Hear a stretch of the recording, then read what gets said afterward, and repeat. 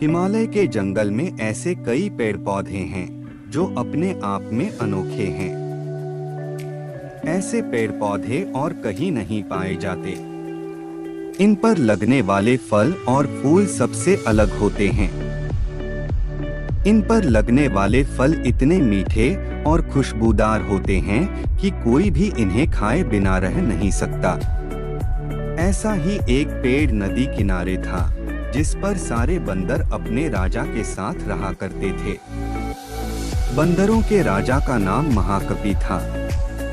महाकपि बहुत ही समझदार और ज्ञानवान था। महाकपि का आदेश था कि उस पेड़ पर कभी कोई फल न छोड़ा जाए। जैसे ही फल पकने को होता वैसे ही वानर उसे खा लेते थे। महाकपि का मानना था कि अगर कोई पका फल टूटकर नदी के रास्ते किसी मनुष्य तक पहुंचा तो ये उनके लिए बहुत हानिकारक हो सकता है। सभी वानर महाकपि की इस बात से सहमत थे और उनकी आज्ञा का पालन करते थे। लेकिन एक दिन एक पका फल नदी में जा गिरा जो पत्तियों के बीच छुपा हुआ था। वह फल नदी में बहकर एक जगह पहुंच गया जहां एक राजा अपनी रानियों के साथ घूम रहा था। फल की खुशबू इतनी अच्छी थी कि आनंदित होकर रानियों ने अपनी आंखें बंद कर ली। राजा भी इस खुशबू पर मोहित हो गया। राजा ने अपने आसपास निहारा तो उसे नदी में बहता हुआ फल दिखाई दिया। राजा ने उसे उठाकर अपने सिपाहियों को दिया और कहा कि कोई इसे खाकर देखे कि यह फल कैसा है। एक सिपाही ने उस फल को खाया और कहा कि ये तो बहुत मीठा है। इसके बाद राजा ने भी उस फल को खाया और आनंदित हो उठा।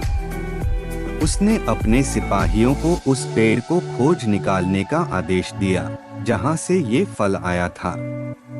काफी मेहनत के बाद राजा के सिपाहियों ने पेड़ को खोज निकाला। उन्हें नदी किनारे वो सुंदर पेड़ नजर आ गया। उस पर बहुत सारे वानर बैठे हुए थे। सिपाहियों को ये बात पसंद नहीं आई और उन्होंने वानरों को एक एक करके मारना शुरू कर दिया। वानरों को घायल देखकर महाकपि ने समझदारी से काम लिया।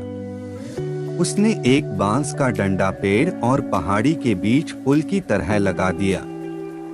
महाकपि ने सभी वानरों को उस पेड़ को छोड़कर पहाड़ी की दूसरी तरफ जाने का आदेश दिया। वानरों ने महाकपि की आज्ञा का पालन किया और वो सभी बांस के सहारे पहाड़ी के दूसरी ओर पहुंच गए। लेकिन इस दौरान डरे समय बंदरों ने महाकपि को बुरी तरह से कुचल दिया। सिपाहियों ने तुरंत राजा के पास जाकर सारी बात बताई। राजा महाकपि की वीरता से बहुत प्रसन्न हुए और सिपाहियों को आदेश दिया कि महाकपि को तुरंत महल लेकर आएं और उसका इलाज करवाएं। सिपाहियों ने ऐसा ही किया, लेकिन जब महाकपि को महल लाया गया तब तक वह मर चुका था। इस कहानी से हमें ये सीख मिलती है कि वीरता और समझदारी हमें इतिहास के पन्नों में जगह देती है। साथ ही इस कहानी से यह भी सीख मिलती है कि हर मुश्किल घड़ी में समझदारी से काम लेना चाहिए।